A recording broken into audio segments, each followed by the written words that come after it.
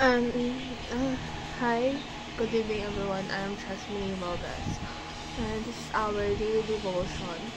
And our topic for today is paano sumamba ng ayon sa utos ng Diyos.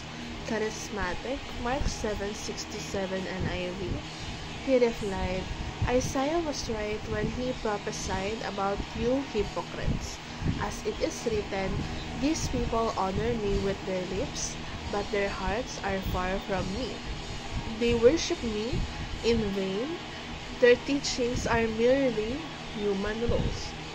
So, we need to know na yung passage doon, it definitely highlights the importance of worshiping God with both our mind and our heart. So, it criticizes those who perform religious rituals without genuine devotion. Ina-emphasize din nun na yung true worship, it definitely involves than just outward action. Kumbaga, hindi lang pakitang tao yung pag-worship mo. Dapat nakikita yun sa pagkilos mo, sa puso mo, sa the way you act, the way you speak, the way you walk, the way you talk, something like that. And the teachings actually emphasize three key aspects of worship. So, first yung intellectual understanding, second yung emotional connection, and third yung practical action. Sabi doon, we need to understand the meaning behind our worship for us to feel genuine connection with our God and demonstrate our faith through our actions.